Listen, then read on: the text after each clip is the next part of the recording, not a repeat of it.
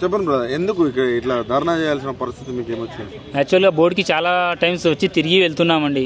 అంటే MHSRB board తిరుగుతున్నాం. మాకు యాక్చువల్లీ మేము pharmacist grade 2 aspirants exam 2024 November 30కి రాశాం సార్.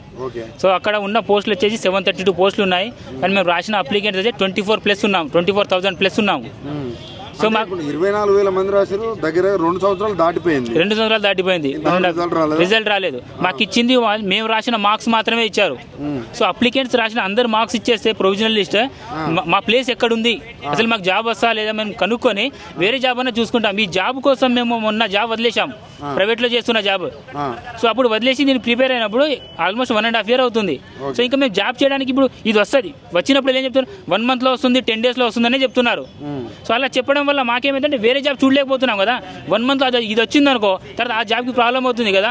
వాళ్ళు అడిగినప్పుడు బాండ్ ఇవ్వండి, ప్రైవేట్ జాబ్లో బాండ్ ఇవ్వండి, ఇవన్నీ అడుగుతున్నారు కదా సార్. సో మేము అనుకుంటాం ఈ మార్చి లోపు ఇస్తే మాకు PL ఇస్తే మేము ఇవ్వాలని మేము కోరుకున్నాం.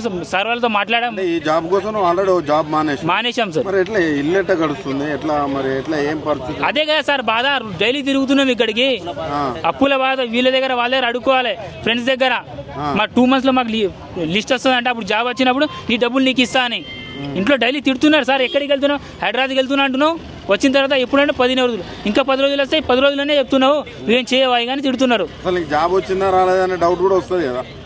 అదే సార్, ఇప్పుడు నాకు జాబ్ వస్తుందా లేదా మాకే డౌట్ లేనప్పుడు వాళ్ళకి డౌట్ రాదా? ఇంకా ఎటు హైదరాబాద్కి వెళ్ళి తిరుగుతున్నారు అనుకుంటారు. సో మాకు చాలా ప్రగతి భవన్కి వెళ్ళాము. అంటే మీది మెడికల్ డిపార్ట్మెంట్, మీరు లేని అసలు మేము లేనిది యాక్చువల్గా హాస్పిటల్స్లో వేరే వాళ్ళు డిస్పెన్స్ చేయడానికి లేదు సార్. ఇప్పుడు మేము ఫార్మసిస్ట్ ఉంటేనే డాక్టర్ ప్రిస్క్రైబ్ చేయాలి, ఫార్మసిస్ట్ ఇవ్వాలంతే. అలాంటి దాంట్లో ఇప్పుడు కొన్ని హాస్పిటల్లో నర్సు వాళ్ళు చేస్తున్నారు.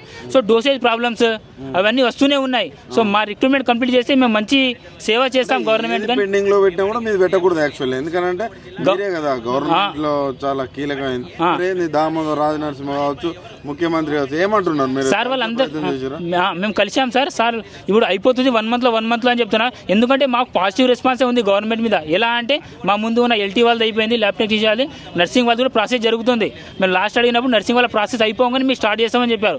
వాళ్ళ ప్రాసెస్ అయిపోయి కూడా ఆల్మోస్ట్ 15 days అయిపోతుంది. అయినా మేము వస్తే అరే సార్ వచ్చేంత ఇక్కడే కూర్చుంటాం సార్ మేము.